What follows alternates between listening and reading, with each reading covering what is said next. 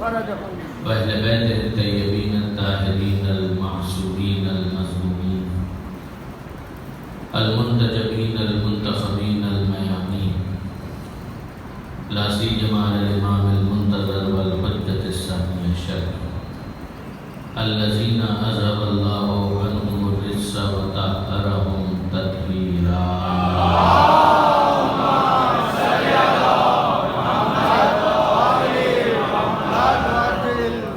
واللعنة الدائمة الباقية على أعدائهم أجمعين من يوم ظلمهم إلى قيام يوم الدين.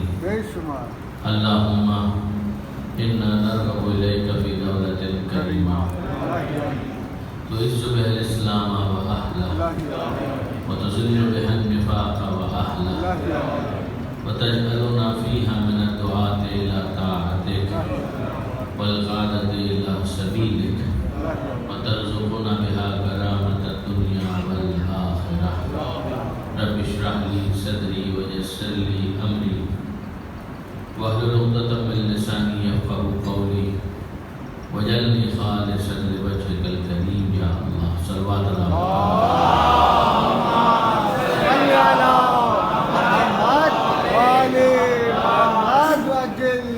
أما بعد فقد قال الله سبحانه وتعالى في القرآن الحكيم بسم الله الرحمن الرحيم الله ولي الذين آمنوا يخرجهم من الظلمات إلى النور والذين كفروا أولياؤهم الطاغوت يخرجونهم من النور إلى الظلمات أولئك أصحاب النار هم فيها خالدون. صلوات الله.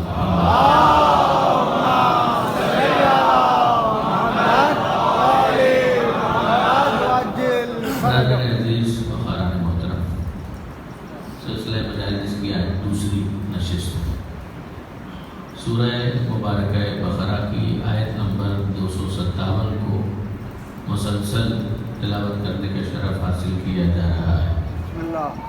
ارشاد پروردگار ہے اللہ ولی الذین آمنوا، اللہ صاحبان ایمان کا ولی ہے.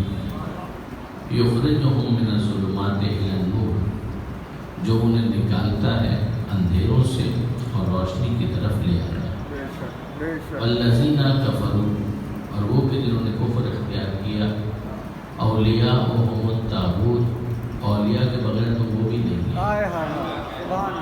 مگر جیسے کہ کل میں نے گزارش کی تھی کہ جیسے وہ ہیں ویسے ان کے اولیاء ہیں. اولیاءہم الطاغوت، ان کے اولیاء طاغوت ہیں، مائل و طغیان، سرکشی کرنے والے، اپنی حدود سے تجاوز کرنے والے. یہ ٹرانسلیشرز ہیں کہ جن کو قرآن مجید طاغی قرار دیتا ہے، طغیان کرنے والے قرار دیتا ہے، طاغوت قرار دیتا ہے. تو پھر اس کا نتیجہ کیا ہوتا ہے کہ یخرجونہم من النور الی الظلمات، کہ وہ ان کافروں کو روشنی کی طرف نہیں جانے دیتے، انہیں ہاتھ پکڑ کر اندھیروں کی طرف لے آتے ہیں. اولئک اصحاب النار، یہ ہیں آگ والے، ہم فیہا خالدون، جس کے اندر یہ ہمیشہ ہمیشہ رہیں گے. اب برادر عزیز، کل میں نے آپ کی خدمت میں گزارش کی کہ پروردگار عالم اپنی ولایت کے تقاضے کو یوں بیان کرتا ہے کہ تقاضۂ ولایت یہ ہے کہ وہ اندھیروں سے روشنی کی طرف لے آتا ہے. اور وہ اپنے کار ولایت کو انجام کس طرح سے دیتا ہے، اس کے لیے کل میں نے سورہ ابراہیم کی آیت آپ کے سامنے پڑھی کہ پروردگار عالم نے فرمایا کہ کتاب انزلناہ الیک، کہ حبیب کی کتاب ہے کہ جس کو ہم نے آپ پر نازل کیا. تو کیوں نازل کیا؟ لتخرج الناس، تاکہ آپ انسانوں کو نکالیں من الظلمات الی النور، اندھیروں سے روشنی کی طرف آپ ان کو نکال کر لے آئیں. اب دیکھیے برادر عزیز، یہاں پر جو غور طلب بات ہے نا وہ یہ کہ پروردگار عالم نے صیغہ مضارع استعمال کیا. اب یہ عربی کے اعتبار سے اگر آپ دیکھیں کہ ایک ہوتا ہے ماضی کا صیغہ، ایک ہوتا ہے حال کا، اور ایک ہوتا ہے مستقبل کا. تو عربی کے اندر جو مضارع کا صیغہ ہے وہ حاوی ہوتا ہے حال اور مستقبل دونوں پر. یعنی میں عرض یہ کرنا چاہتا ہوں، مثلاً نوجوان دوستوں کے لیے گزارش کروں کہ جس طرح سے انگریزی کے اندر ٹینسز ہوتے ہیں، وہ یہ پریزنٹ ٹینس ہے، یہ پاسٹ ٹینس ہے، یہ فیوچر ٹینس. ضرور بھیجیے گا محمد.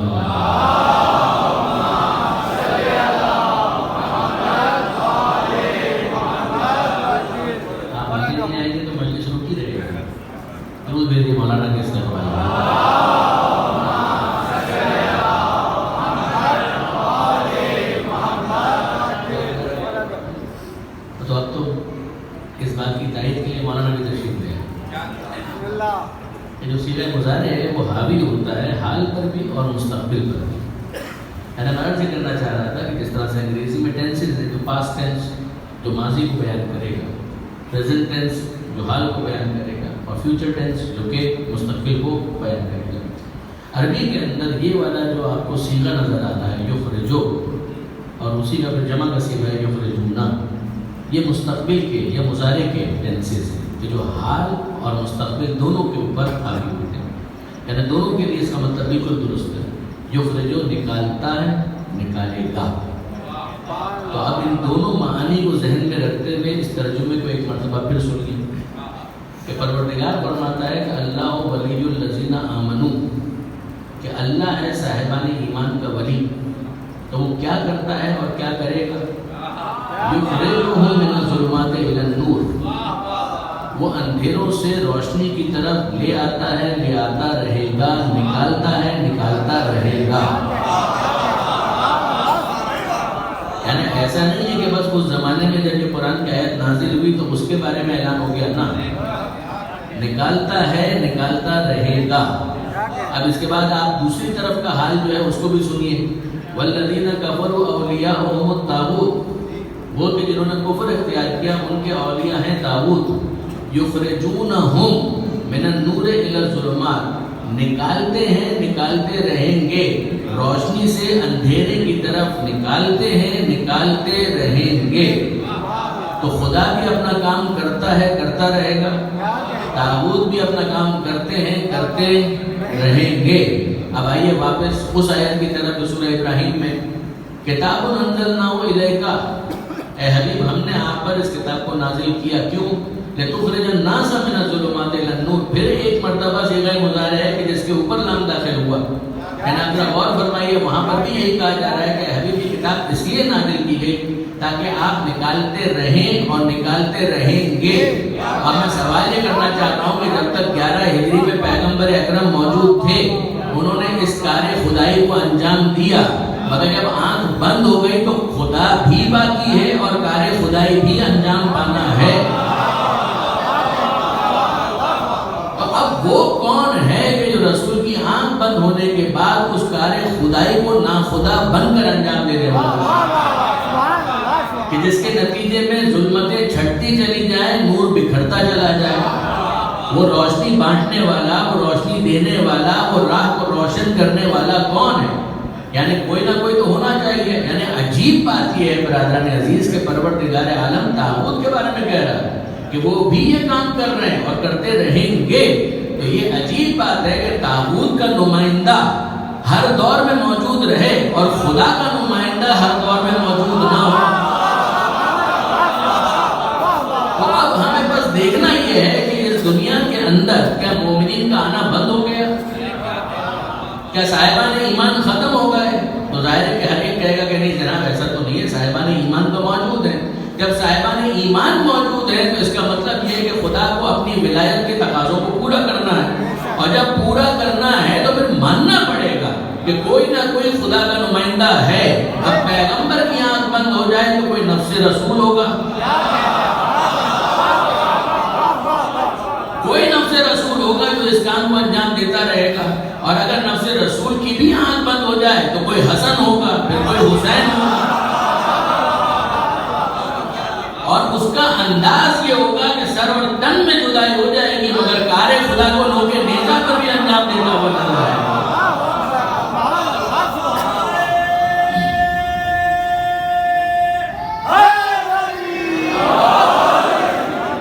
اور اب اس کے بعد ضروری قرار پاتا ہے کہ اگر 11 امام اس دنیا سے چلے جائیں تو وہ 12واں پردہ غیبت ہی میں رہ کر صحیح، مگر کار ہدایت کو اس شان سے انجام دے گا کہ اندھیرا ختم ہو جائے گا، روشنی ظاہر ہوگی.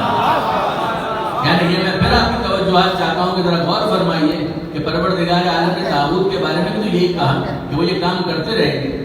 ذرا دیکھیے اور غور کیجیے کہ سب سے بڑا طاغوت کون ہے؟ فرعون، شمر، یزید، نمرود، یہ سارے کے سارے چھوٹے طاغوت ہیں. ان سب میں بڑا طاغوت وہ ابلیس ہے جو غیبت ہی میں موجود ہے. یعنی میں حیران ہوتا ہوں اس سوال کے اوپر کہ غیبت میں رہتے ہوئے مہدی ہدایت کیسے کرتے ہیں. ارے جب غیبت میں رہ کر ابلیس گمراہ کر سکتا ہے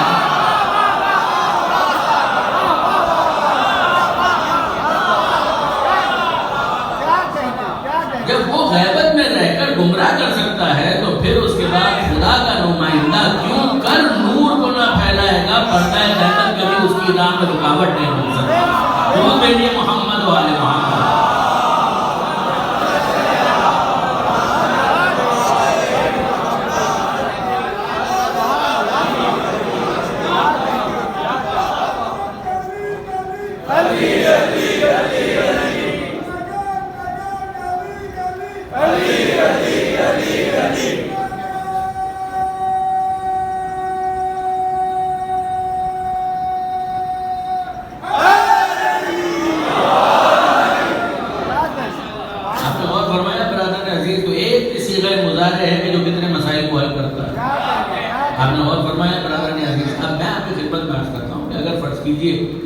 کہ خدا کسی کو مقرر کرتا ہے اور لوگ نہیں مانتے تو کیا ان کا نہ ماننا اس خدائی نمائندے کی نمائندگی پر کوئی فرق ڈالتا ہے؟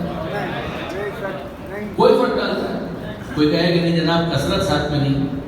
اگر کثرت ساتھ میں نہیں ہے تو فرق کیا پڑتا ہے؟ صاحبان ایمان کبھی بھی اکثریت میں نہیں ہے. یہ آپ پورے تاریخ میں دیکھ لیجیے, قرآن مجید اٹھا کر دیکھ لیجیے, نوح علیہ السلام کا ساتھ دینے والے کب اکثریت میں تھے؟ ابراہیم علیہ السلام کا ساتھ دینے والے کب اکثریت میں تھے؟ اکثر آپ کو یہی نظر آئے گا کہ جو اکثر ہوتے ہیں وہ حق کے ساتھ نہیں ہوتے. اکثر آپ کو یہی نظر آئے گا کہ جو اکثریت میں ہوتے ہیں وہ حق کے ساتھ نہیں ہوتے, مگر ان کا اکثریت میں ہونا ان کو صاحب حق نہیں بناتا.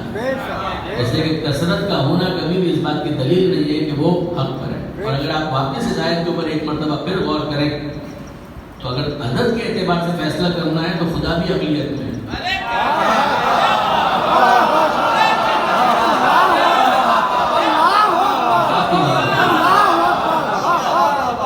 جب پروردگار کہہ رہے اللہ ولی الذین آمنوا, اللہ تو ایک ہے, صاحبان ایمان کا ولی اور سرپرست ہے.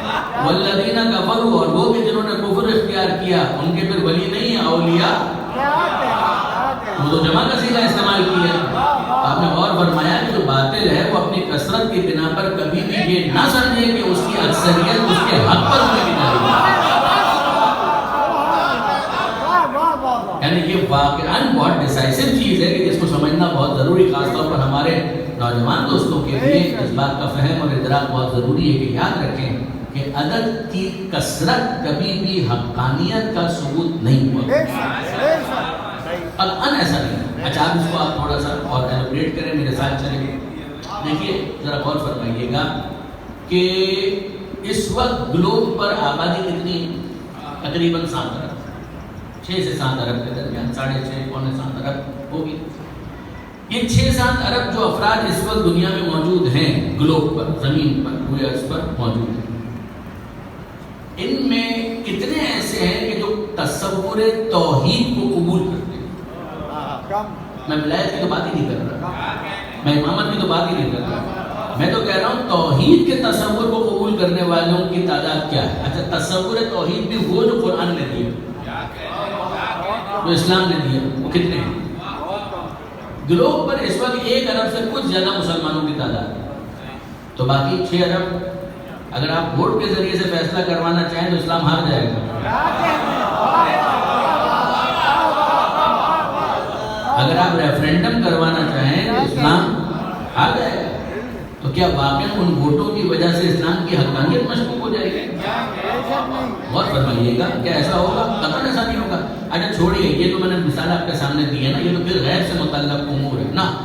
سورج ہے, چاند ہے, ستارے ہیں, آفتاب, ماہتاب, یہ نجوم جتنے بھی ہمیں نظر آتے ہیں, مجھے بتائیے یہ تو ہمارے مشاہدے میں ہے, ان کو تو ہم دیکھ رہے ہیں. اگر فرض کیجئے کہ اکثریت اس بات کا اعلان کر دے کہ سورج نہیں ہے, چاند ہے, اور چاند نہیں ہے, ستارہ ہے, تو آپ مجھے بتائیے کہ کیا سورج سکڑ کر چاند بن جائے گا یا ستارہ پھیل کر سورج بن جائے گا؟ تو یہی کہا جائے گا یہ تو واقعیت ہے, یہ تو حقیقت ہے, لوگوں کے کہنے سے تبدیل تو نہیں ہوتی. بس اسی بات کو سمجھو کہ جس طریقے سے سورج لوگوں کے کہنے کی وجہ سے چاند نہیں بنتا, چاند لوگوں کے کہنے کی وجہ سے ستارہ نہیں بنتا, ستارہ لوگوں کے کہنے کی وجہ سے پھیل کر سورج نہیں بنتا, بالکل اسی طریقے سے خدا خدا رہتا ہے, نبی نبی رہتا ہے, ولی ولی رہتا ہے.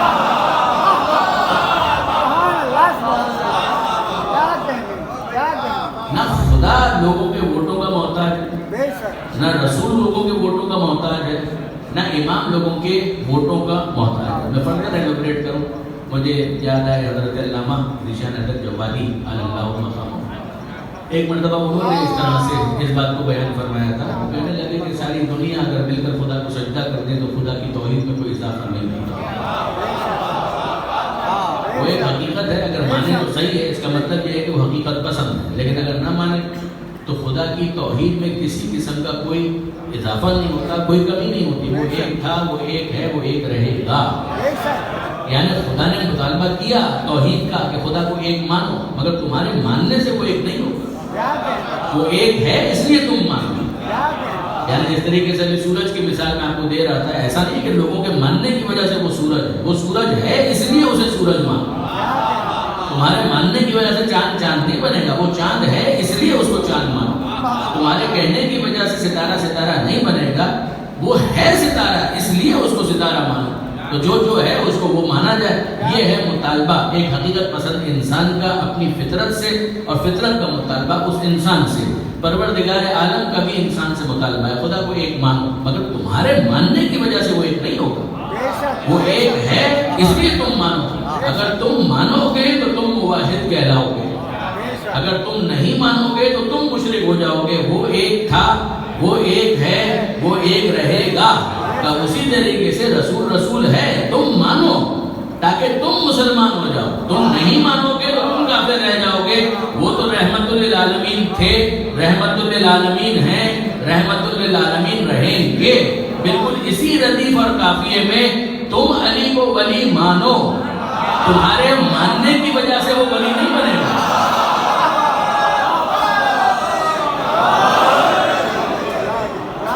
تم علی کو ولی مانو، تمہارے ماننے کی وجہ سے وہ ولی نہیں بنے گا، وہ ولی ہے اس لیے تم مانو۔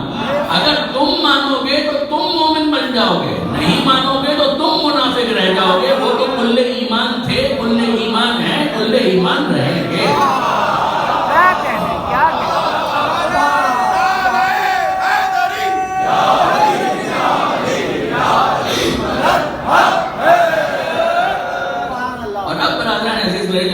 بہت آسان ہو گیا کہ میں آپ کے سامنے اس فرمان کو پیش کروں کہ جو آج کے ایجنڈے میں خاص طور پر میں نے شامل کیا۔ پانچویں امام محمد باقر علیہ السلام،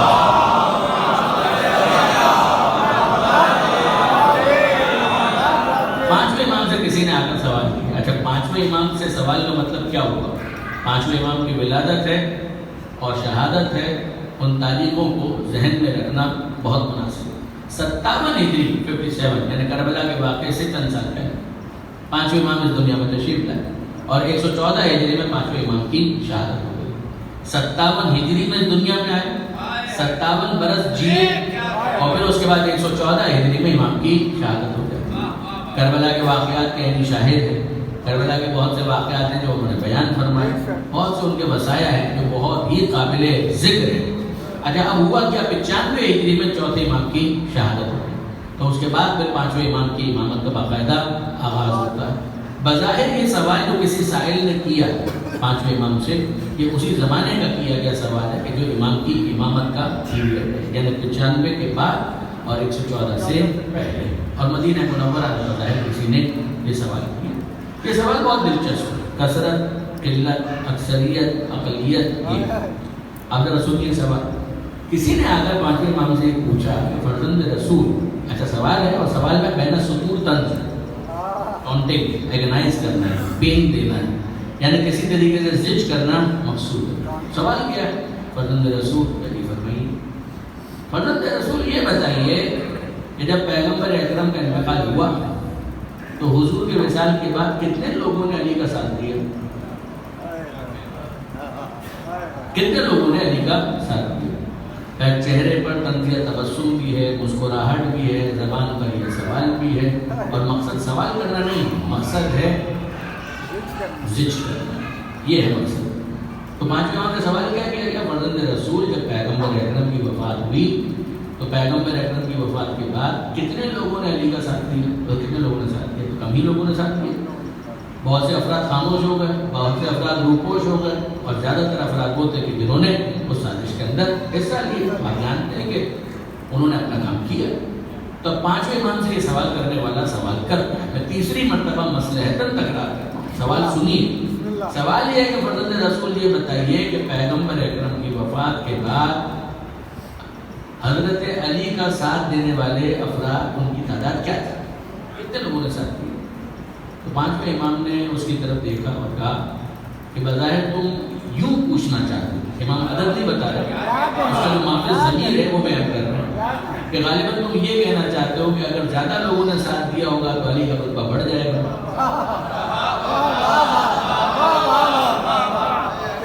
اگر زیادہ لوگوں نے علی کا ساتھ دیا تو علی کا رتبہ بڑھ جائے گا, اور اگر کم لوگوں نے ساتھ دیا تو علی کا رتبہ گھٹ جائے گا. غالباً تم یہ کہنا چاہتے ہو. جی جی جی عجیب فرزند رسول, بالکل میں یہی کہنا چاہتا ہوں. ظاہر ہے کہ زیادہ لوگوں نے ساتھ دیا تو رتبہ بڑھ جائے گا, اور اگر کم لوگوں نے ساتھ دیا تو رتبہ گھٹ جائے گا. تب پانچویں امام نے وہ بات کہی. امام فرماتے ہیں کہ جب تم نے معیار ہی کو نہیں سمجھا تو تم رتبے کے گھٹنے اور بڑھنے کا فیصلہ کیسے کرو؟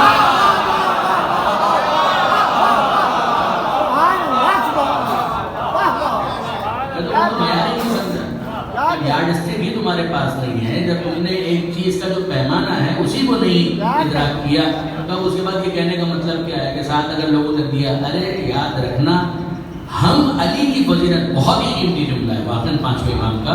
امام فرماتے ہیں کہ ہم علی کی فضیلت اس میں تلاش نہیں کرتے کہ اگر زیادہ لوگوں نے ساتھ دیا تو علی کا رتبہ بڑھ جائے گا اور کم لوگوں نے ساتھ دیا تو علی کا رتبہ گھٹ جائے گا. ارے ہم لوگوں کی فضیلت اس میں تلاش کرتے ہیں کہ اگر انہوں نے علی کا ساتھ دیا تو ان کا رتبہ بڑھ جائے گا.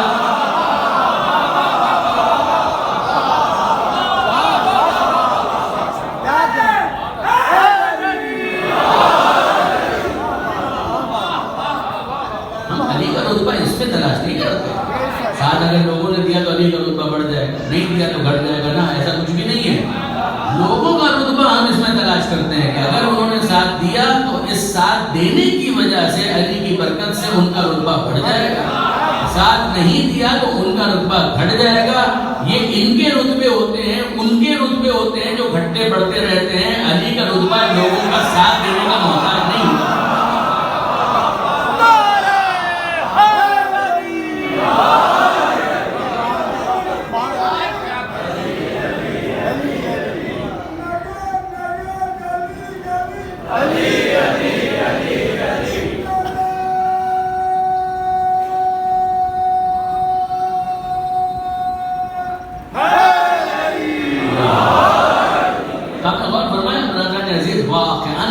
امام نے جو بات بیان فرمائی ہے منطقی عقلی اعتبار سے بہت سارے, بہت ہی اہم بات, اور یہ بات وہ ہے کہ جو خود مولا کائنات نے بھی دوسرے انداز سے بیان فرمائی.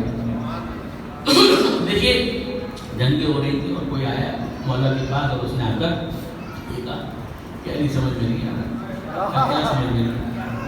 مولا سمجھ میں نہیں آ رہا. مولا تو اس نے کہا بھی نہیں تھا, ورنہ مولائیوں کو یہ شک کبھی نہیں ہوتا.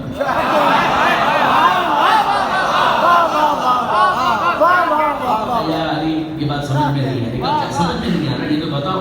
نہج البلاغہ کے اندر یہ وہ جملہ ہے مولا کائنات کا کہ جس کے اوپر بڑے بڑے فصحاء و بلغاء وہ قربان ہو گئے. انہوں نے کہا کہ واہ کیا یہ جملہ علی کے سوا کوئی دوسرا کہہ نہیں سکتا. وہ جملہ قبلہ تشریف فرمائے. یقین جانے آقا مطہری نے بھی اس کے اوپر بڑی ڈیٹیل بحث کی اور بہت ہی عمدہ بحث کی. بات کیا تھی؟ کسی نے آ کر یہ کہا کہ یار یہ سمجھ میں نہیں آ رہا. کیا سمجھ میں نہیں آ رہا؟ کہ یہی سمجھ میں نہیں آ رہا کہ ہم کس طرف آپ کا بھی اللہ کے رسول سے ایک تعلق ہے, مگر دوسری طرف جو افراد ہیں ان کا بھی کچھ نہ کچھ تعلق تو ہے. جب وہ تعلق ہے تو اب ہمیں یہی سمجھ میں نہیں آ رہا کہ حق کس طرف ہے, حقدار کون ہے, اہل حق کون ہے.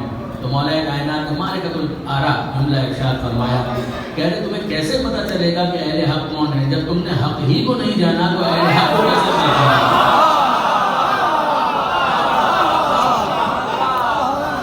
جب تم نے حق ہی کو نہیں جانا تو اہل حق کو کیسے پہچانو؟ تمہیں حق کے لیے پہلے معیار کو سمجھنا چاہیے کہ حق کا معیار کیا ہے. اب مولا اشارہ کس طرف کر رہے ہیں کہ پیغمبر اکرم خود کہہ چکے, تم یہ کہہ رہے ہو ان کا بھی کچھ تعلق رہا ہے, ان کا بھی کچھ تعلق رکھا ہے. ارے ذرا دیکھو کہ ان کے بارے میں رسول کیا کہہ کر گئے ہیں اور ہمارے بارے میں رسول کیا کہہ کر گئے ہیں. ہمارے بارے میں اللہ کے رسول کا یہ جملہ الحق مع علی و علی مع الحق. حق علی کے ساتھ ہے، علی حق کے ساتھ ہے. اچھا دعا سنیے، تو پیغمبر اکرم کوئی وجہ تھی کہ اس انداز سے دعا کر رہے تھے؟ دیکھیے برادران عزیز، اتنی دعا ہوتی تو بھی بہت تھا. یہ جملہ الحق مع علی وعلی مع الحق، یہ تو سٹیٹمنٹ ہے نا، یہ تو جملہ ہے، یہ تو ایک نیریٹو ہے، یہ تو ایک بیان ہے، یہ تو اس کے اوپر ہماری عقیدت اور ہمارے عقیدے کی پوری بنیاد ہے. الحق مع علی وعلی مع الحق، یہ ہے سٹیٹمنٹ. دعا کیا ہے؟ دعا اگر اتنی ہوتی تو بھی غنیمت تھا کہ پیغمبر یہ کہتے ہیں کہ اے پروردگار علی کو ادھر پھیر دے کہ جہاں حق پھر جائے. یقین کریں کہ اتنی دعا بھی ہوتی تو بہت تھا، مگر پیغمبر نے یہ دعا نہیں فرمائی. پیغمبر کی دعا یہ ہے اے پروردگار حق کو ادھر پھیر دے جہاں علی پھر جائے.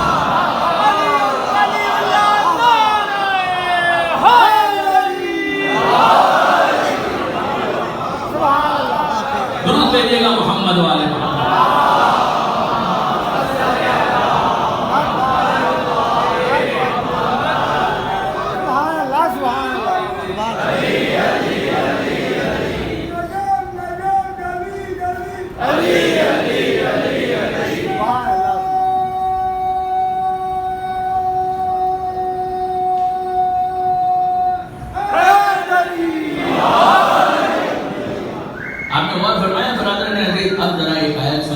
اسی کانسیپٹ کو سمجھانے کے لیے میں آیت آپ کی خدمت میں گزارش کرتا ہوں کہ سورہ مائدہ کے اندر پروردگار عالم نے کثرت، قلت، اقلیت، اکثریت اس معیار کہ کیا حق عدد کا محتاج ہوتا ہے. دیکھیے واقعاً کیا خوبصورت آیت ہے. پروردگار عالم فرماتا ہے لا یستوی الخبیث والطیب. میں نے علم تشریف کرتا یہ بہت خوشی ہوئی تھی. غیر معروف آیت، مگر مجموعے میں سے اگر کوئی غیر معروف آیت کو بھی پک کر کے مکمل کر دے تو اس کا مطلب یہ ہے کہ میرا مجموعہ بہت زیادہ فہیم اور ذہین ہے. لا یستوی الخبیث والطیب. پروردگار فرماتا ہے کہ لا یستوی، لا یستوی، لا کا مطلب نہ، یستوی برابر. لا یستوی کا مطلب برابر نہیں ہو سکتے. کون کہہ رہا ہے؟ خدا کہہ رہا ہے. لا یستوی الخبیث والطیب، کون برابر نہیں ہو سکتا؟ الخبیث والطیب. خبیث اور طیب برابر نہیں ہو سکتا. لفظ خبیث بھی اردو میں استعمال ہوتا ہے، لفظ طیب بھی اردو میں استعمال ہوتا ہے. لفظ یہ عربی کے ہیں لیکن اردو میں بھی مستعمل ہے. لا یستوی برابر نہیں ہو سکتے، تو کون برابر نہیں ہو سکتا؟ الخبیث، خبیث برابر نہیں ہو سکتا. والطیب اور طیب یہ دونوں برابر نہیں ہو سکتے. ولو اعجبک کثرت الخبیث، چاہے خبیث کی کثرت تمہیں کتنی ہی حیرت زدہ کیوں نہ کرے.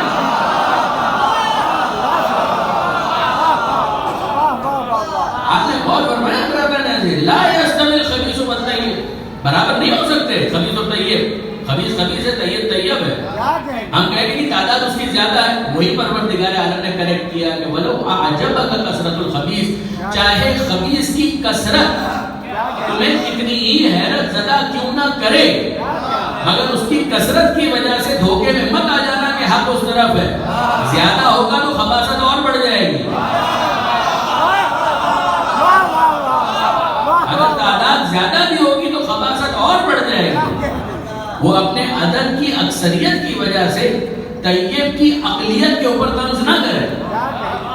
اور فرمائیے گا برادران عزیز، اب میں آپ کی خدمت میں عرض کروں، مجھے بتائیے کہ بھائی خبیث کس کو کہتے ہیں؟ اردو میں یہ لفظ استعمال ہوتا ہے. طیب کس کو کہتے ہیں؟ اردو میں بھی یہ لفظ استعمال ہوتا ہے. لیکن نہیں، میں آپ کے سامنے کچھ مترادفات رکھتا ہوں، سنونیمز آپ کے سامنے رکھتا ہوں، تو ہم معنی الفاظ ہیں تو سمجھنا اور آسان ہو جائے کہ بھائی خبیث کس کو کہتے ہیں، طیب کس کو کہتے ہیں. بھائی خبیث کس کو کہتے ہیں؟ جس میں خبث ہو، جس میں خباثت ہو.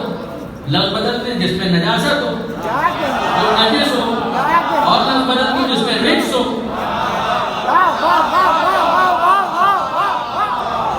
خبیث وہ ہے جس میں خباثت ہو، جس میں خبث پایا جائے، جس میں نجاست ہو، جو نجس ہو اور جو رجس رکھتا ہو، اس کو کہا جائے گا خبیث.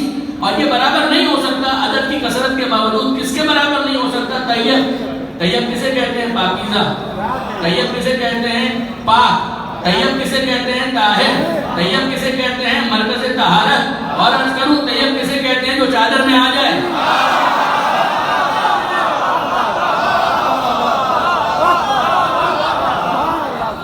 جو چادر میں آ جائے وہ طیب ہے، وہ طاہر ہے، مطہر ہے. اس کے لیے طہارت کی سند ہے. وہ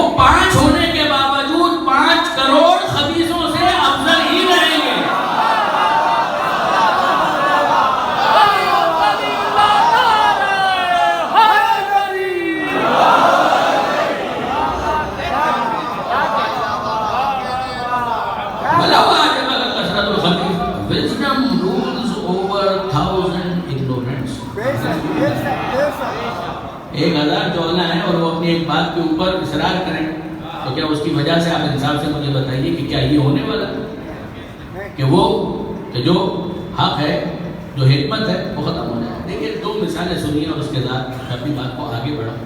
مجھے ایک بات بتائیں، یہ بالکل آپ کے ذہن سے، آپ کے وجدان سے، آپ کی زمین سے بہت قریب ہو گئے، بہت قریب ہو گئے۔ مجھے ایک بات بتائیں، ایک کو مقرر کیا خدا نے، ایک ہے تابوت، یہ دونوں برابر تو نہیں ہو سکتے، نہیں ہو سکتے۔ یہ طیب ہے، وہ خبیث ہے، کہاں برابر ہو سکتے ہیں؟ اچھا اب فرض کیجئے میں آپ کے سامنے 2 مثالیں رکھتا ہوں۔ پہلی مثال، کوئی اسکول، کالج، یونیورسٹی۔ اب اسکول میں تو بچے ہوتے ہیں، ان کو تو آپ ڈرا کر بھی چپ کرا دیں، مگر چلیے کالج، کل بھی میں نے کہا گرون اپ ہوتے ہیں، یونیورسٹی میچور ہوتے ہیں۔ اب فرض کیجئے کسی موقع پر یہ ہو جائے کہ یونیورسٹی کا ایک پروفیسر چھٹی پر چلا گیا، اس کا انتقال ہو گیا، اس نے ریزائن کر دیا، یوں نیم کوئی بھی کیس ہو، پروفیسر چھٹی پر چلا گیا 3 مہینے کے لیے، 4 مہینے کے لیے، 2 مہینے کے لیے، یا ریزائن کر دیا یا اس کا انتقال ہو گیا۔ اس بات کا فیصلہ کون کرے گا کہ اب اس پروفیسر کی جگہ کون پڑھے گا؟ اس بات کا فیصلہ کون کرے گا؟ اچھا میں آپ کے سامنے سینیریو رکھتا ہوں۔ سینیریو یہ ہے کہ جو اسٹوڈنٹس تھے کلاس کے اندر، ان کی تعداد تھی 50، اور ان 50 اسٹوڈنٹس نے آپس میں اجماع کر کے یہ فیصلہ کیا کہ بھائی ان کا تو انتقال ہو گیا ہے تو ہم میں سے یہ پڑھائیں گے۔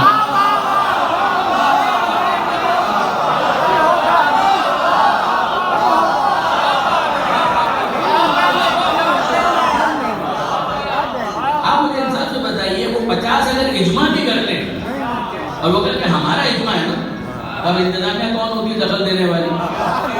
پھر اس کے بعد ہم 50 نے کہا کہ بورڈ میں کتنے افراد ہیں جو اس بات کا فیصلہ کرتے ہیں؟ 15، ہم تو 50 ہیں، تو اکثریت تو ہمارے ساتھ ہے، تو ہم نے یہ فیصلہ کیا ہے، ہمارا اجماع، ہماری شورا یہ بتاتی ہے کہ کل سے کلاس ہم ہی میں سے یہ لیں گے۔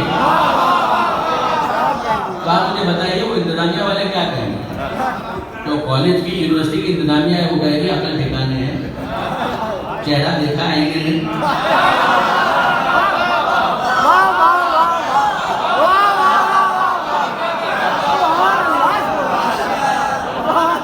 شکل آئینے میں دیکھیے، تم کیا باتیں کر رہے ہو؟ تم کو ہم نے ایڈمیشن دیا ہے طالب علم کی حیثیت سے، تمہیں ہم نے پروفیسر کے طور پر ریکروٹ نہیں کیا ہے، تو جو حیثیت ہے اسی میں رہو، اپنے جامے میں رہو، چادر دیکھ کر پیر پھیلاؤ، اس سے باہر نکلنے کی کوشش مت کرو، ورنہ یاد رکھو جو اپنی حدود سے کراس کرتا ہے اسی کو تاغوت کہا جاتا ہے۔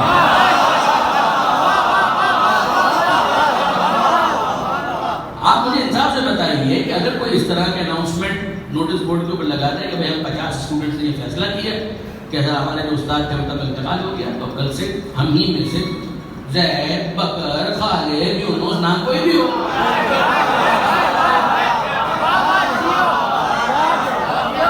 مجھے نہیں معلوم آپ کیا سمجھے؟ مولانا نے کوئی نہیں ہے، ٹام کا بھیل کا الٹیمیٹ ترجمہ یہی ہوتا ہے۔ جدان آپ کہتے ہیں کسی بھی ٹام ڈک ہیری، یا اردو کے اندر کہا جاتا ہے ہیرے غیرے نہ تو خیرے،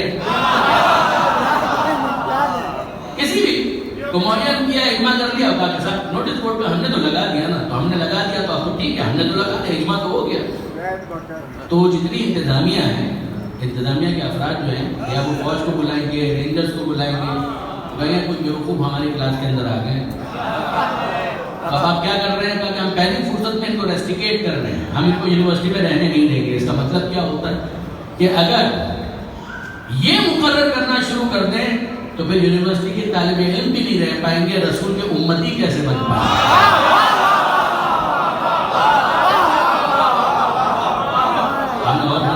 یہ ایک مثال تھی میں دینا چاہ رہا تھا۔ اب آئیے ایک دوسری مثال، اس کے اوپر بھی غور کیجیے کہ بھائی ہسپتال کا ایک وارڈ، بیڈ لگے ہوئے، یہ ادھر لیٹے ہوئے ہیں، وہ ادھر لیٹے ہوئے ہیں، کہ یہ کون ہے، کہ یہ بھی مریض ہے، کہ وہ کون ہے، کہ وہ بھی مریض ہے، کہ 20-25 بیڈ ہیں، سب مریض ہیں، کہ سب مریض ہیں، کہ ان کا مرض کیا ہے، ان کو کورونا ہے، کہ ان کا کیا مسئلہ ہے، کہ ان کو نزلہ ہے، زکام ہے، کھانسی ہے، ان کو کینسر ہے، ان کا کل آپریشن ہونے والا ہے، ان کی پرسوں سرجری ہونے والی ہے، تو پھر اب کیا ہوا؟ کہ ڈاکٹر صاحب کا انتقال ہو گیا۔ اچھا ڈاکٹر صاحب کا انتقال ہو گیا،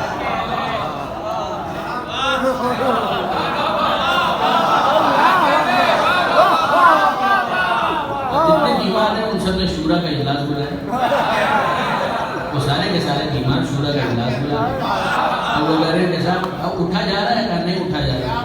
سن تو رہے ہو نا؟ فرمائیے کا مشورہ چاہیے گا؟ کیا مشورہ چاہیے؟ وہ ڈاکٹر صاحب کا تو انتقال ہو گیا، اب ہم لوگ کب تک یہاں پر اسی طرح سے لیٹے رہے؟ اب کیا کریں؟ اگر یہی تو فیصلہ کرنا ہے کہ وہ بڑے میاں ان کی سرجری ہونے والی ہے، اب ڈاکٹر صاحب نہیں ہے، سرجن کا انتقال ہو گیا ہے، تو سرجری تو بہت ضروری ہے، تو کیسے کی جائے؟ اب پھر اجماع کر کے کسی کو سرجن مقرر کرتے ہیں، اب وہ کیا کرے گا؟ اب اس کا پیٹ پھاڑے گا، اب اس کا تو گلے کا آپریشن ہے، گلا کاٹ دے گا۔ اچھا آپ انصاف سے مجھے بتائیے، اس اجماع کی سب سے پہلے مخالفت وہی دو کریں گے جس کا پیٹ تختہ مشق بننے والا ہے، جس کا گلا زد پر آنے والا ہے، تو سب سے پہلے کیا کیا جائے گا؟ وہ جیسی مخالفت کریں گے تو اس کو کہا جائے گا تمہارا تو گلا خراب ہے، تو گلا بند رکھو۔ اس کو کہا جائے گا تمہارا، ارے بھائی کیا کر رہے ہو تم؟ اجماع سے اس بات کا فیصلہ کرو گے میرا پیٹ کون کاٹے گا؟ تم اجماع سے اس بات کا فیصلہ کرو گے کہ اس کا گلا کون کاٹے گا؟ یہ گلا کاٹنا نہیں ہے، آپریشن کرنا ہے تاکہ اس کو صحت لوٹائی جا سکے۔ اب آپ مجھے انصاف سے بتائیے کہ اگر ایسا کوئی اسٹوپڈ اجماع مریض کرنا شروع کر دیں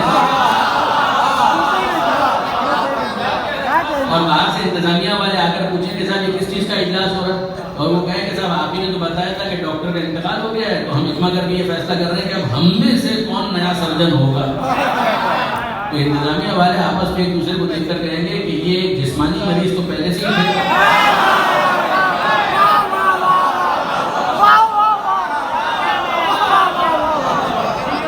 اب تو لگتا ہے وارڈ چینج کرنا پڑے گا۔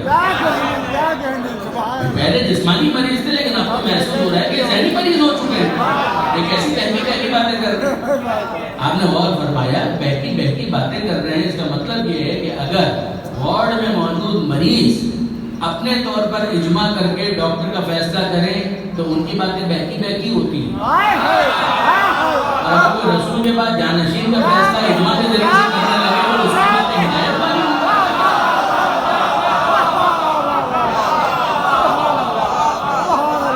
آپ نے اندازہ کیا برادران عزیز، انصافاً بالکل سامنے کی باتیں کہ اگر پہلا ڈاکٹر انتظامیہ نے بھجوایا تھا تو دوسرا ڈاکٹر بھی انتظامیہ ہی بھجوایا، اگر پہلا پروفیسر انتظامیہ نے مقرر کیا تھا تو اس کا جانشین بھی انتظامیہ ہی مقرر کیا۔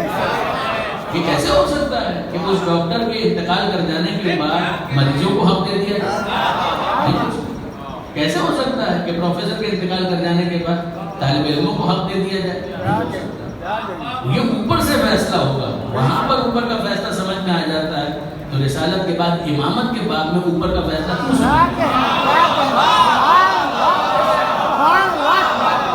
اور یقین جانیے برادران عزیز، کبھی کبھی تو مجھے لگتا ہے کہ اس اوپر کے فیصلے کو سمجھانے کے لیے ہی مولا کے ہاتھوں کو اوپر کیا تھا۔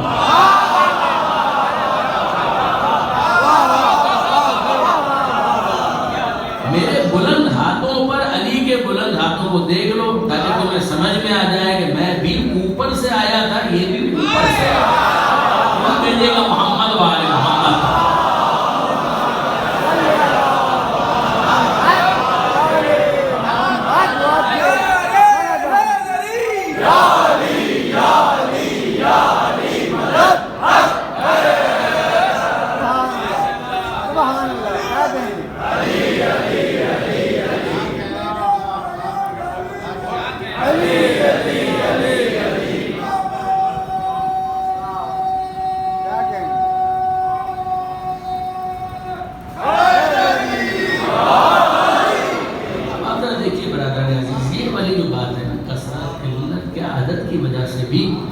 کبھی اس بات کا فیصلہ ہوتا ہے کہ حق جس طرف ہے اسی طرف ہے، یہ لوگوں کی کثرت حق کو حق نہیں بنا، باطل کو باطل نہیں، باطل باطل ہے، حق حق، طیب طیب ہے، خبیث خبیث، طاہر طاہر ہے، مطہر مطہر ہے، رجس رجس ہے، خبیث خبیث ہے، نجس نجس ہے۔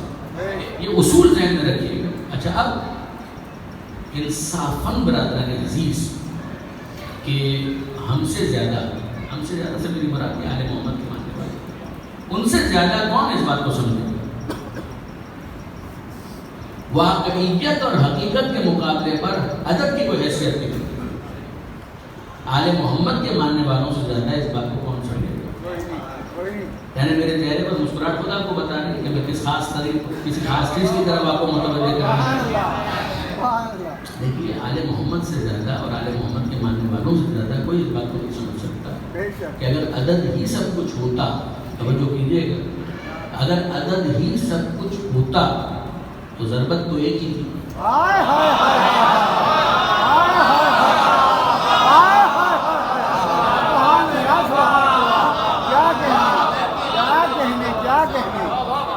عدد ہی سب کچھ ہوتا، ایک ہوتا ہے کوانٹیٹیو انالیسس اور ایک ہوتا ہے کوالٹیٹیو انالیسس.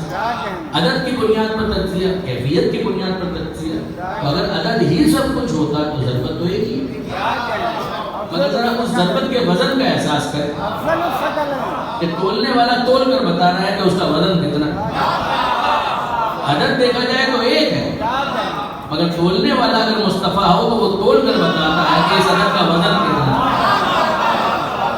اب اس تولنے والے نے باقاعدہ میزان اور ترازو کو نصب کیا، 2 پلڑے، ایک دائیں طرف ایک بائیں طرف، اور پھر اس تولنے والے نے ایک کام کیا کہ ایک پلڑے میں سارے جنوں اور سارے انسانوں کی عبادتوں کو ڈالنا شروع کیا. ایک دن کی عبادت نہیں، ایک ہفتے کی عبادت نہیں، ایک مہینے کی عبادت نہیں، ایک سال کی عبادت نہیں، ساری عبادتیں کسی ایک انسان کی نہیں، تمام انسانوں کی، صرف انسانوں کی نہیں، انسانوں کے ساتھ جنوں کی تمام عبادتیں ایک پلڑے میں ڈالی.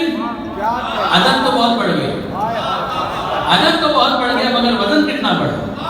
وہ تولنے والا دوسرے پلڑے کے اندر ایک ضربت ڈالتا ہے، مگر وہ ضربت کس کی ہے؟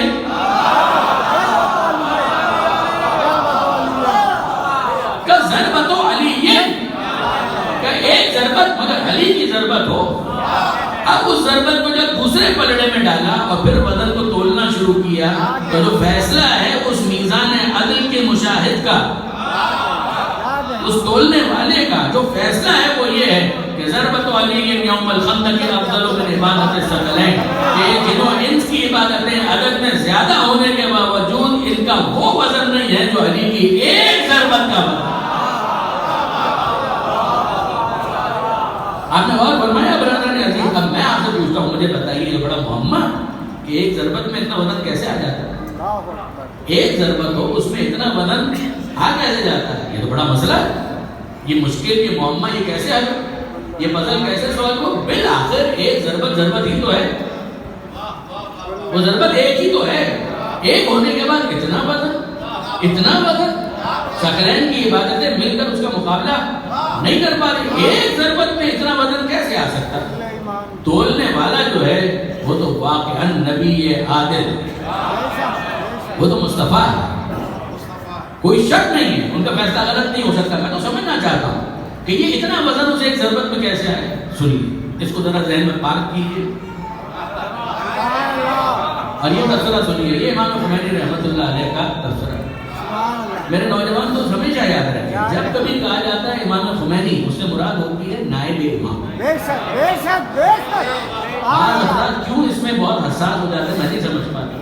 ظاہر ہے کہ اب ہمارے عرفانی صاحب، مولانا عرفانی صاحب پیش امام، آپ اگر محفل کے اندر گئے اور وہاں پر نماز ہو رہی ہے اور کسی نے پوچھا کہ صاحب امام کون ہے، تو کیا اس سے یہ مراد ہوتی ہے کہ 12 کے بعد کسی 13ویں کو امام مانا گیا؟ میرے تو بڑے بھائی ہیں، سینئر ہیں، وہ خود کانوں کو ہاتھ لگائیں گے کہ یہ کیا کہہ دی. آپ نے غور فرمایا کئی مرتبہ ایسا ہوتا ہے کہ کثرت استعمال کی وجہ سے پیش امام میں پیش کا لفظ گر جاتا ہے. کئی مرتبہ کثرت استعمال کی وجہ سے نائب امام سے نائب کا لفظ گر جاتا ہے. اور جب کہا جاتا ہے تو ذہن کے اندر یہ ہوتا ہے کہ یہاں پر امامت سے مراد جو 13ویں امامت نہیں ہے، اسی 12ویں امام کی نیابت کا ذکر ہے. اور مقصد ہمارا کیا ہوتا ہے؟ سمپل، سیدھا، سادہ.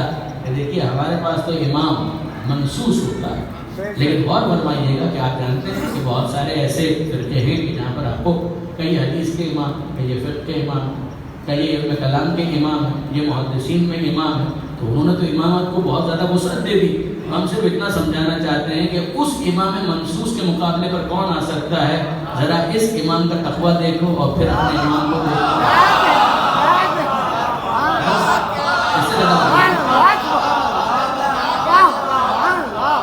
اچھا، اب یہ وہ جو پاک کروایا اندر اس کو بہت دور مت پارک کیجیے، فوراً اس کو نکالنا ہے پارکنگ سے۔ اچھا ہوا کیا، قضیہ کیا ہوا؟ امام خمینی رحمۃ اللہ علیہ کسی جگہ پر علم تھا، ان کی کتاب کا نام اس وقت مستحضر نہیں، مگر بہت پیاری بات انہوں نے لکھی، جو بات انہوں نے لکھی وہ بڑی کمال تھی۔ انہوں نے کہا کہ بھائی حضرت موسیٰ علیہ السلام کا معجزہ تھا کہ وہ عصا کو پھینکتے تھے تو وہ اژدہا بن جاتا، اٹھا لیتے تھے پھر عصا بن جاتا، دریا پر ڈالا دوبارہ راستے بن گئے، اٹھا لیا تو وہ راستے ختم، موجیں متصل ہو گئی، دریا بہنے لگا۔ یہی تھا، عصا ڈالا اژدہا بن گیا، اٹھا لیا پھر سے عصا بن گیا۔ یہ حضرت موسیٰ علیہ السلام کا معجزہ تھا۔ ایسا ہی قرآن مجید گواہی دے رہا ہے، آج وہ عصا موجود ہے۔ بعض عجائب گھروں میں اس بات کا ادعا کیا جاتا ہے، دعویٰ کیا جاتا ہے، کلیم کیا جاتا ہے کہ وہ عصا موجود ہے، کسی ٹرنک میں، کسی عجائب گھر میں موجود ہے۔ اچھا ٹھیک ہے، امام خمینی نے لکھا کہ جناب ایک کام کیجیے کہ وہ عصا اٹھائیے اور آپ بھی کوشش کریں کہ زمین پر ڈالیں، اب ذرا چیک کریں، اگر اژدہا بن جائے تو ہم جانیں تو ہوگا کیا، عصا اٹھا بھی لیں گے، ڈال بھی دیں گے، اژدہا نہیں بنے گا۔ تو امام خمینی نے اس پر ایک تبصرہ کیا، وہ بہت پیارا تبصرہ ہے۔ وہ فرماتے ہیں کہ صرف عصا کا ہونا کافی نہیں ہے، موسیٰ کا ہاتھ بھی ضروری ہے۔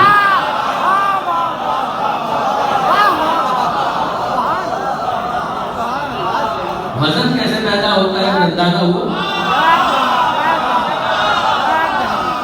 یعنی اب جو میں کہنا چاہ رہا ہوں اس پر غور کیجیے گا، صرف عصا کا ہونا کافی نہیں ہے، موسیٰ کا ہاتھ بھی ضروری ہے، صرف ذوالفقار کا ہونا کافی نہیں ہے، علی کا ہاتھ بھی ضروری ہے۔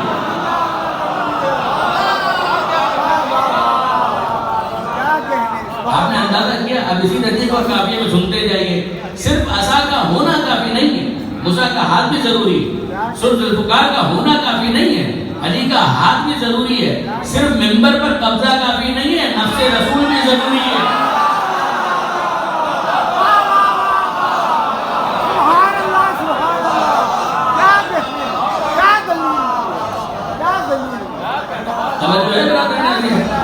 پھر سنیے، صرف عصا کا ہونا کافی نہیں ہے، موسیٰ کا ہاتھ بھی ضروری ہے، صرف ذوالفقار کا ہونا کافی نہیں ہے، علی کا ہاتھ بھی ضروری ہے، صرف منبر رسول پر قبضہ کافی نہیں ہے، نفس رسول ہونا بھی ضروری ہے، صرف زکوٰۃ دینا کافی نہیں ہے، انگوٹھی دینا کافی نہیں ہے، علی کی نماز، علی کا رکوع ضروری ہے۔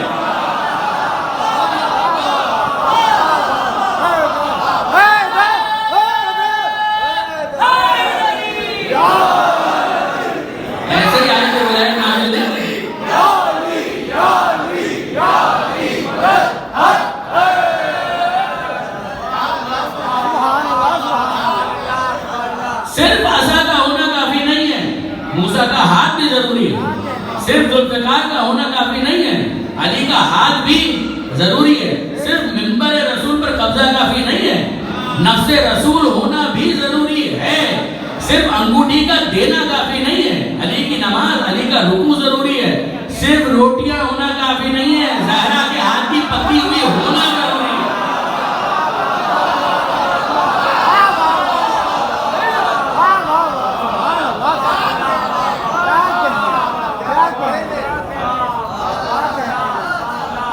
آپ نے غور فرمایا برادر عزیز، اگر یہی معیار ہوتا تو پھر اس کے بعد تو ہر جگہ یہ مشکل آنی تھی، ہر جگہ یہ پریشانی آنی تھی، اور جہاں اتنی باتیں کی تو کچھ دوائیں تلخ آپ کے سامنے میں گزارش کروں کہ آپ مجھے انصاف سے بتائیے کہ اگر صرف عدد ہی سب کچھ ہوتا، اگر صرف عدد ہی سب کچھ ہوتا تو کیسے ممکن تھا؟ کیسے ممکن تھا؟ بھائی ایک صاحب ہے، وہ آئے ہمارے پاس، انہوں نے کہا کہ مولانا میں نماز شب تو پڑھتا ہوں 11 رکعت، بہت اچھی بات ہے 11 رکعت آپ پڑھتے ہیں، لیکن بس 11 رکعت پڑھنے کے بعد میری بیٹری لو ہو جاتی ہے اور پھر اس کے بعد میں سو جاتا ہوں، فجر کی 2 رکعت ہی نماز کر رہا ہوں۔ اب آپ مجھے بتائیے اس کا میں کیا کروں؟ وہ کہتے ہیں 11 رکعت میں پڑھتا ہوں، 11 عدد کے اوپر آپ نے زور محسوس کیا، 11 رکعت پڑھتا ہوں لیکن بس 2 رکعت تک وہ میں سو جاتا ہوں۔ آپ مجھے بتائیے، خاص طور پہ ماہ رمضان کے اندر راتوں میں یہ بڑا ہوتا ہے کہ بہت سارے افراد ہوتے ہیں سحری واجب نہیں، یہ چھوڑ دیں گے تو سحری کے ساتھ پھر نماز وہ بھی چھوڑ دیں۔ دیکھیے ابھی ہم نے نماز شب کو پڑھ لی ہے 11 رکعت، تو 11 رکعت نماز شب پڑھی ہے، 2 رکعت اگر چھوڑ بھی دی تو کیا فرق پڑتا ہے؟ آپ یہی نہیں سمجھ پا رہے ہیں کہ وہ 11 ہونے کے باوجود مستحب ہے یا 2 ہونے کے ساتھ واجب ہے۔ اب اگر کوئی صاحب ہے وہ آئے اور آ کر یہ کہیں کہ صاحب کیا ماہ رمضان کے 30 ہی تو روزے ہوتے ہیں، میں رجب کے بھی رکھتا ہوں، شعبان کے بھی رکھتا ہوں۔ ہم نے کہا بہت اچھی بات ہے، تو 60 ہو گئے۔ یہی تو میں آپ کو سمجھانا چاہتا ہوں، 60 رکھ لیتا ہوں پھر ماہ رمضان کے چھوڑ دیتا ہوں۔ تو 60 رکھ لیے میں نے، 60 رکھ لیے میں نے۔ اگر ماہ رمضان کے 30 نہیں رکھے تو چلے گا؟ اب یہ ماننا چاہتا ہوں یہ کراچی کے سڑک کی زبان ہے، یقین جانی برادران عزیز، کئی مرتبہ واجب بھی ایک کی کمی کی وجہ سے ایسا نامکمل رہ جاتا ہے کہ باقی پر ایمان فائدہ نہیں دیتا۔ میں آپ کی خدمت میں عرض کروں، یہ چلے گا پر مجھے یاد آیا، یہ چلے گا پر مجھے یاد آیا۔ میں نے اس کا ترجمہ میں نے ایک جگہ کیا تھا، چلے گا ہی کیوں نہیں۔ ہوا یہ تھا کہ کسی نے امام کے سامنے آ کر سوال کیا، معصوم نے سوال کیا کہ مولا آپ کا ماننے والا ہے اور وہ 11 اماموں کو مانتا ہے، بس ایک کو نہیں مانتا۔ 11 کو تو مانتا ہے، عدد تو زیادہ ہو گیا۔ 11 کو مانتا ہے مولا، ایک کو نہیں مانتا، چلے گا؟ ترجمہ میں کر رہا ہوں، اپنے سوال میں نہیں کہا تھا چلے گا، مطلب یہی تھا کیا کافی ہے؟ تو جب مولا وہ 11 اماموں کو مانتا ہے بس ایک کو نہیں مانتا، چلے گا؟ امام نے سوال کیا کہ ایک بات بتاؤ کہ اگر ایک شخص ہے وہ آدم سے لے کر عیسیٰ تک سارے نبیوں کو مانے اور مصطفیٰ کو نہ مانے، چلے گا؟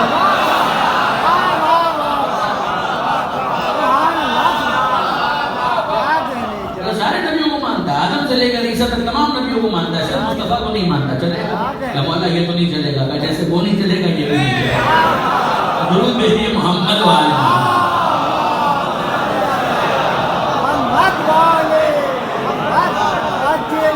ایک کو نہ ماننا اس عدد کو ایسا ناقص کرتا ہے کہ اس کے بعد 11 کو ماننا میں فائدہ نہیں ہوتا، مشکل ہو جاتا ہے۔ اور فرمایا اپنے برادر نے کہ وہ رجب کے روزے بہت اہم ہیں، اگر کوئی مستحب کی نیت سے رکھے تو نور نہ لگو، کیا کہنا؟ اگر کوئی فرض کے شعبان کے روزے رکھتا ہے تو کیا کہنا، سبحان اللہ۔ لیکن برادر نے عزیز بات صرف اتنی سی ہے کہ ایک شخص واجب کو پہلے ترجیح تو دے، اگر وہ واجب کو ترجیح نہیں دیتا اور مستحبات میں لگا ہوا ہے تو کافی نہیں ہوگا۔ ایک وہ صاحب ہے، اب یہ باہر سے معذرت پیسے والوں کا بڑا پرابلم ہے، کیونکہ دین سے اصطلاحات کو لینا ہے، تشریح اپنی مرضی کی کرنی ہے۔ یہ جو مخیرین ہوتے ہیں نا، اے کاش کہ ان کے پاس دولت کے ساتھ ساتھ خدیجہ کا جذبہ بھی ہوتا۔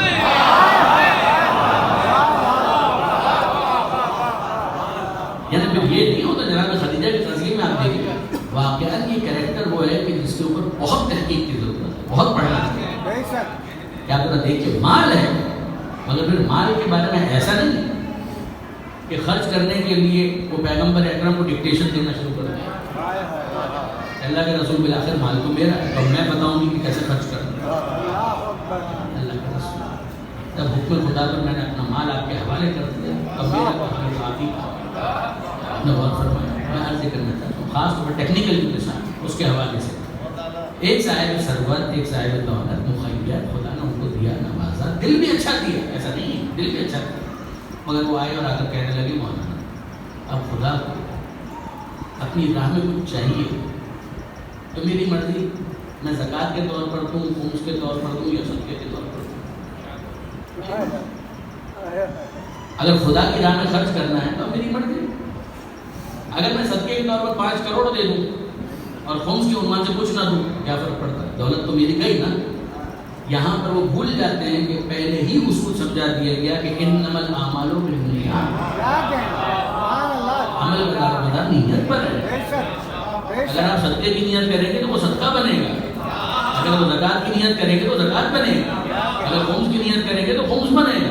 خمس کے اپنے ہیڈز ہیں، زکوٰۃ کے اپنے ہیڈز ہیں، صدقے کے اپنے مسائل ہیں۔ آپ نے غور فرمایا؟ اب یہاں پر میں آپ کی خدمت میں کرتا ہوں، یہ وہ موقع کے جس کو میں استعمال کرتے ہوئے حضرت علامہ طالب جوہری صاحب علیہ اللہ کو خراج تحسین پیش کروں اور پھر ہم منزل مسائل کی طرف۔ کل میں نے گزارش کی تھی، بہت اہم شخصیت ہے جس کو ہم نے کھو دیا۔ اتفاق ایسا ہے کہ میرے سامنے کسی نے یہ واقعہ بیان کیا اور اس کے بعد میں نے حضرت علامہ سے خود تصدیق اور انہوں نے کہا ہاں واقعہ ہوا۔ یہ کب کی بات ہے؟ بہت پرانی بات، بہت پرانی سے کیا مطلب یعنی اس زمانے میں خود اس دنیا میں نہیں آیا، یعنی 1975 سے بھی پہلے کی بات ہے غالباً، یا 75 اور 80 85 کے درمیان کی بات ہو۔ علامہ صاحب کھارگر میں رہا کرتے تھے، اور کھارگر کے بارے میں آپ کو پتا ہے میرا کریز ہے کیونکہ میرا بچپن وہیں پہ گزرا ہے۔ میں اکثر کہا کرتا ہوں الکھاردر مل کھاردر وما ادراک مل کھاردر، القاریہ تو مل قاریہ وما ادراک۔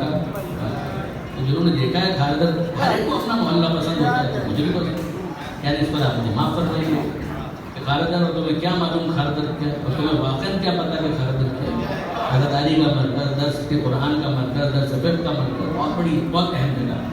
اچھا اب وہ کھاردر میں حضرت علامہ بھی رہا کرتے تھے۔ مولانا مصطفیٰ جوہر صاحب جب ہجرت کر کے تشریف لائے تھے تو کھاردر ہی میں انہوں نے سکونت اختیار کی۔ اچھا پھر اس کے بعد گھر تبدیل بھی ہوئے، مگر ایک بڑا عرصہ انہوں نے کھاردر میں گزارا۔ علامہ صاحب کہا کرتے تھے کھاردر میرا وطن ہے۔ اچھا کھاردر میں ایک ہسپتال ہے جس کا نام ہے معصومین ہسپتال، ظاہر حبیب گروپ کے زیر نگرانی وہ چلا کرتا تھا، اب بھی چلتا ہے، بڑا اس کے بینیفیشریز میں خود بھی شامل ہوں۔ اچھا وہاں پر ڈاکٹر تو سارے مومن نہیں ہوتے، جو بڑے ڈاکٹر تھے وہ غیر مومن تھے، لیکن بہرحال ڈیڈیکیٹڈ ڈاکٹر تھے۔ سلیمان رحمانی صاحب کا نام شاید آپ لوگوں نے سنا، سلیمان رحمانی مرحوم علامہ صاحب فرمایا کرتے تھے کہ اگر اللہ نے مجھے سگا بڑا بھائی دیا ہوتا تو اس سے بہتر نہ ہوتا۔ سلیمان رحمانی صاحب انہوں نے علامہ صاحب کو بہت پروموٹ بھی کیا، تو ہوا یہ کہ علامہ صاحب ہوئے بیمار۔ سلیمان رحمانی صاحب حبیب گروپ سے بہت کلوز تھے، معصومین اسپتال میں ان کا انفلوئنس بھی تھا۔ انہوں نے کہا کام علامہ میرے ساتھ چلو میں آپ کا علاج کروا کے آتا ہوں، لے کر۔ اب وہ سلیمان رحمانی صاحب کھوجے تھے، اپنے انداز میں بولتے تھے، تو انہوں نے کہا کہ آپ میرے ساتھ چلیں، میں آپ کا علاج کروا کے دے آتا ہوں۔ تو اس کو لے کر گئے معصومین اسپتال، جو بڑے ڈاکٹر تھے، جان بوجھ کر نام نہیں لے رہا ہوں، نام جانتا ہوں مگر نام نہیں، ان کے پاس لے کر سیدھا ان کے کمرے میں۔ اب علامہ صاحب بخار ہے، تب ٹیمپریچر ہائی، ان کو لے کر گئے کمرے میں پہنچے، ڈاکٹر صاحب سے ملاقات ہوئی اور کہا کہ ڈاکٹر علامہ صاحب بیمار، ان کا علاج کرنا ہے۔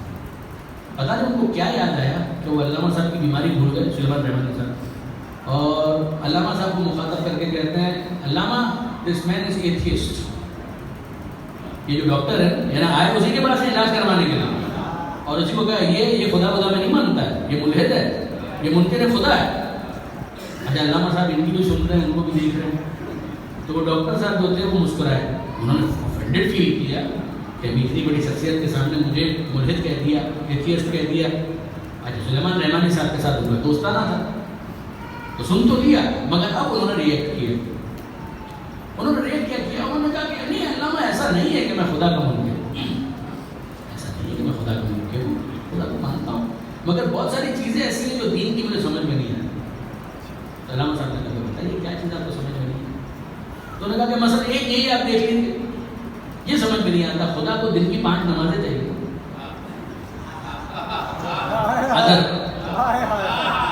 تو خدا کو دن کی 5 نمازیں چاہیے نا، ہم کو سمجھ میں آ گیا کہ اس کو 5 نمازیں چاہیے، تو اب ہم پر چھوڑے 5 نمازیں ہم صبح پڑھیں، دوپہر پڑھیں، شام پڑھیں، کبھی بھی پڑھیں، ہم پر چھوڑے۔ اب وہ 2 رکعت صبح اٹھ کر پڑھو، نیند خراب کرتے، پھر دوپہر کو دھندے کا ٹائم ہوتا ہے، اس میں ظہر اثر کی نماز پڑھو، پھر اس کے بعد سورج غروب ہو جائے، گھر جا کر آرام کرنے کا دل جا رہا ہے تو پھر کل کی نماز پڑھو، جب وقت ملے پڑھ لے، ٹھیک ہے، دن میں 5 نمازیں چاہیے، 17 رکعتیں چاہیے، سمجھ میں آ گئی بات۔ اب یہ اصرار کرنا، یہ اس وقت پڑھو، وہ اس وقت پڑھو، یہ سمجھ نہیں آیا۔ تو علامہ صاحب نے کہا کہ اچھا ٹھیک ہے، اس کو دیکھتے پہلے میرا معائنہ تو کرا۔ جو فرد وہاں پر موجود تھے نا، انہوں نے مجھے خود یہ کہا کہ ہم لوگ حیران کہ علامہ صاحب جواب نہیں دے رہے، علامہ صاحب جواب کو اوائڈ کر رہے ہیں۔ بات وہی ہے جو کل میں نے گزارش کی تھی کہ ہر سوال اس قابل نہیں ہوتا کہ اسے فوراً جواب کی منزل پر پہنچا دے۔ اب صحیح وقت کا انتظار، ورنہ کچا توڑ لیں گے تو قابل استفادہ نہیں ہوگا۔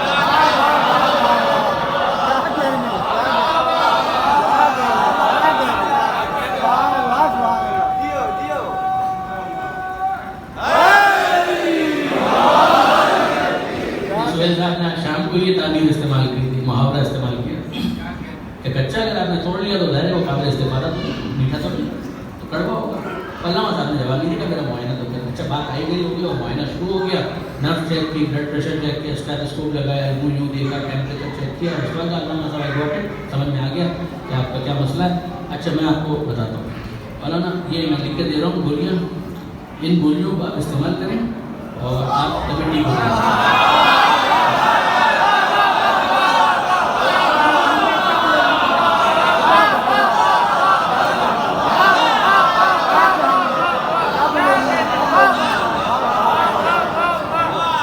ویژن دیکھا, بیماری میں بھی وہ سوچ رہے تھے کہ کس موقع پر جواب دیں. علامہ میں آپ کی بیماری سمجھ گیا, آپ کا علاج بھی مجھے واضح ہو گیا. میں آپ سے کہہ رہا ہوں یہ گولیاں, یہ دوائیں آپ کو کھانی, اور کس طریقے سے کھانی میں آپ کو بتاتا ہوں. صبح ناشتے کے بعد یہ 2 گولیاں, پھر جب دوپہر کا کھانا آپ کھا لیں گے تو پھر یہ 4 گولیاں, پھر اس کے بعد رات کا کھانا کھا لیں, اس کے بعد پھر یہ گولیاں کھائیں گے. اب علامہ صاحب نے کہا کہ اچھا اگر صبح ہی کو ساری کھا لوں چلے گا؟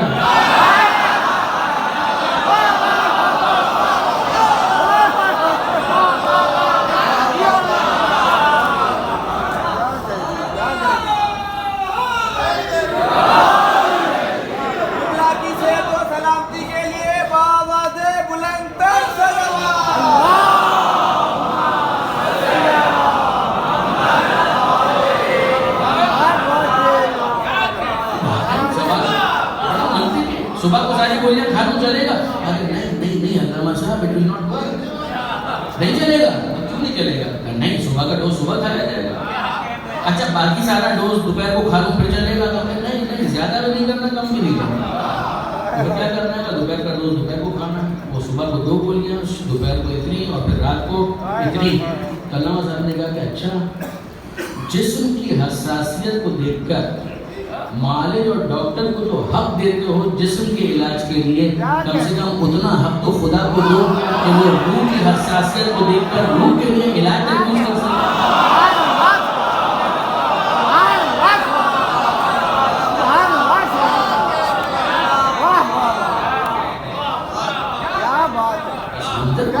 تم نے کہا کہ اتنی گولیاں صبح, اتنی گولیاں دوپہر کو, اتنی گولیاں, اسی طرح سے خدا کو یہ حق تو دو.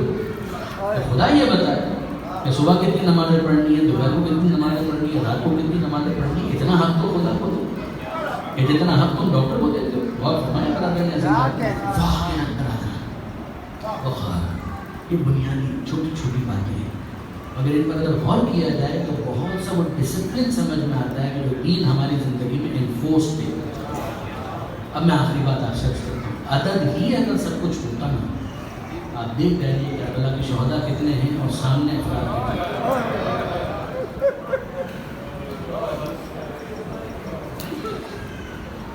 ادھر 72 100 سامنے کم سے کم 32,000 اور اس کے علاوہ 1000 افراد.